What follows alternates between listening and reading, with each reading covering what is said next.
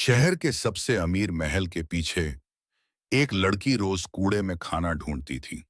लोग उसे देखकर नाक बंद कर लेते, बच्चे उस पर पत्थर फेंकते। लेकिन उसी लड़की की वजह से एक दिन पूरा राज्य बचने वाला था। उसका नाम था मीरा। मीरा बचपन से अनाथ थी। वो शहर की गलियों में प्लास्टिक और कबाड़ उठाकर बेचती थी। रात को पुल के नीचे सोती थी। लेकिन उसके पास एक अजीब आदत थी। उसे जो भी टूटी चीज मिलती, वो उसे ठीक करने की कोशिश करती। टूटी घड़ी, पुरानी गुड़िया, फटा खिलौना। क्योंकि वो मानती थी हर टूटी चीज दोबारा चमक सकती है। एक रात मीरा को महल के पीछे एक घायल लड़का मिलता है। उसने काला नकाब पहना हुआ था। उसके पीछे सैनिक पड़े थे। लड़का बेहोश होकर गिर जाता है। मीरा उसे छुपाकर अपनी छोटी झोपड़ी में ले जाती है। जब लड़के को होश आता है, वो सिर्फ इतना कहता है, अगर मैं पकड़ा गया तो मुझे मार दिया जाएगा। लड़के का नाम था आरिस। वो हमेशा नकाब पहनकर रहता। मीरा उसे अपने जैसे गरीब लोगों की दुनिया दिखाती है, जहां लोग भूखे सोते हैं लेकिन फिर भी मुस्कुराते हैं। आरिस पहली बार असली जिंदगी देखता है। धीरे धीरे दोनों दोस्त बन जाते हैं। उधर महल में खबर फैलती है, राजकुमार गायब हो गया। पूरा राज्य परेशान था, क्योंकि राजा बहुत बीमार था। और अगर राजकुमार ना मिला तो सत्ता क्रूर सेनापति जोरावर के हाथ में चली जाती। लेकिन किसी को नहीं पता था, वही राजकुमार इस समय एक गरीब लड़की की झोपड़ी में छुपा है। एक दिन मीरा गलती से आरिस का नकाब हटा देती है। उसके चेहरे पर गहरे जलने के निशान थे। आरिस रो पड़ता है, लोग मेरे चेहरे से डरते हैं। असल में बचपन में जोरावर ने उसे मारने के लिए आग लगवाई थी। तभी से राजकुमार दुनिया से छुप कर रहता था। लेकिन मीरा मुस्कुराकर कहती है, चेहरे नहीं, दिल बदसूरत होते हैं। यही पहली बार था जब किसी ने राजकुमार को इंसान समझा। धीरे धीरे दोनों एक दूसरे से प्यार करने लगते हैं। आरिस मीरा से कहता है, अगर मैं कभी राजा बना तो इस राज्य में कोई बच्चा भूखा नहीं सोएगा। मीरा हंसकर कहती है, और मैं महल का सारा टूटा सामान ठीक कर दूंगी। एक दिन सैनिक मीरा को पकड़ लेते हैं। जोरावर को सब पता चल चुका था। वो मीरा से कहता है, अगर राजकुमार को बचाना चाहती हो तो उसे खुद मेरे हवाले करो। मीरा मजबूर हो जाती है। वो आरिस को धोखे से महल ले जाती है। आरिस का दिल टूट जाता है, लेकिन मीरा ने धोखा नहीं दिया था। उसने रास्ते में पूरे शहर के गरीब लोगों को इकट्ठा कर लिया था, जिनकी मदद कभी ना कभी उसने की थी।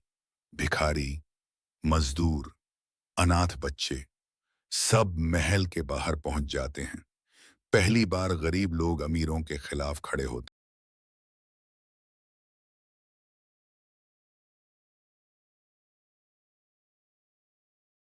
महल की लड़ाई, महल में जोरावर राजा को मारने की कोशिश करता है। तभी आरिस पहुंच जाता है। तलवारों की भयंकर लड़ाई होती है। जोरावर एरिस को मारने वाला होता है। तभी मीरा बीच में आ जाती है। उसे चोट लगती है। पूरा महल सन्न रह जाता है। गुस्से में आरिस जोरावर को हरा देता है। सैनिक भी राजकुमार का साथ देने लगते हैं। इमोशनल एंडिंग, कुछ दिनों बाद राज्य में नए राजा का ताज पहनाया जाता है। लेकिन सब हैरान रह जाते हैं, क्योंकि राजा अपने पास रानी नहीं, बल्कि वही कूड़े वाली लड़की खड़ी करता है। लोग फुसफुसाते हैं, ये गरीब लड़की रानी कैसे बन सकती है। तभी आरिस सिंहासन से उतरता है और सबके सामने मीरा के पैर छूता है। वो कहता है, चाटा अब उस दिन है जिसने टूटे हुए इंसान को फिर से जीना सिखाया। उससे बड़ा कोई राजघराना नहीं। पूरा महल तालियों से गूंज उठता है। और मीरा, जो कभी कूड़े में खाना ढूंढती थी, अब पूरे राज्य की सबसे प्यारी रानी बन चुकी थी। महल में जश्न चल रहा था। हर तरफ रोशनी, संगीत और खुशियां थीं। लेकिन मीरा खुश नहीं थी, क्योंकि महल की ऊंची खिड़की से उसे अब भी वही गरीब बच्चे दिखाई देते थे, जो बाहर भूखे बैठे थे। अगली सुबह दरबार लगा। मंत्री बोले, महाराज, अब समय है कि टैक्स बढ़ाया जाए। लेकिन मीरा खड़ी हो गई। उसने कहा, जिस राज्य में बच्चे भूखे हों, वहां सोने का महल शर्म की बात है। पूरा दरबार सन्न रह गया। मीरा ने अपना पहला आदेश दिया। गरीबों के लिए मुफ्त भोजन, अनाथ बच्चों के लिए घर और हर झोपड़ी में रोशनी। लोग पहली बार किसी रानी को अपने जैसा देख रहे थे। लेकिन अंधेरे में कोई ये सब देख रहा था। जोरावर मरा नहीं था। वो जंगल में छुपा हुआ था और बदला लेने की आग में जल रहा था।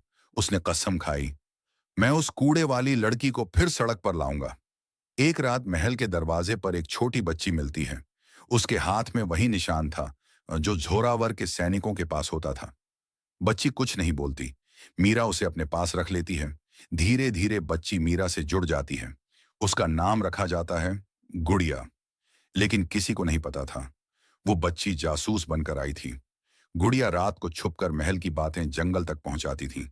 जोरावर धीरे धीरे महल पर हमला करने की तैयारी कर रहा था। एक दिन मीरा को महल के तहखाने में एक पुराना नक्शा मिलता है। उसमें एक गुप्त सुरंग बनी होती है, जो सीधे सिंहासन तक जाती थी। मीरा समझ जाती है, महल के अंदर कोई दुश्मन मौजूद। उसी रात आरिस पर हमला होता है। एक जहरीला तीर उसके कंधे में लग जाता है। पूरा महल घबरा जाता है। वैद्य कहता है, ये जहर सुबह तक इन्हें मार देगा। मीरा टूट जाती है। लेकिन तभी गुड़िया डरते हुए सच बता देती है, जोरावर वापस आ गया है। मीरा अकेले जंगल में निकल पड़ती है, क्योंकि उसे पता चलता है उस जहर की दवा सिर्फ नीले फूल से बन सकती है। और वो फूल मौत के जंगल में उगता है। बारिश, अंधेरा, जंगली जानवर। लेकिन मीरा रुकती नहीं। उसे सिर्फ आरिस की सांसें दिखाई दे रही थीं। जंगल में मीरा का सामना जोरावर से होता है। वो हंसता है, तुम जानती भी हो, तुम कौन हो? फिर वो सच बताता है, मीरा कोई साधारण लड़की नहीं, बल्कि पुराने राजा की खोई हुई बेटी थी।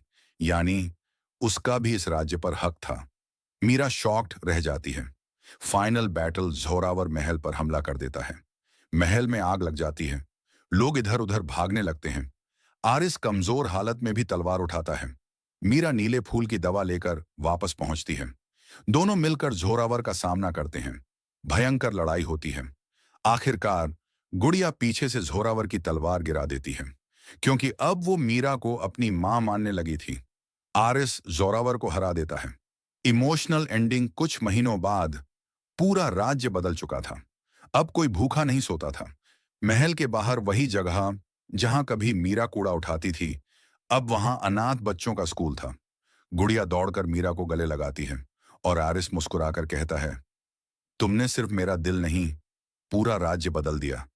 मीरा आसमान की तरफ देखती है और धीरे से कहती है, टूटी चीजें सच में फिर चमक सकती हैं।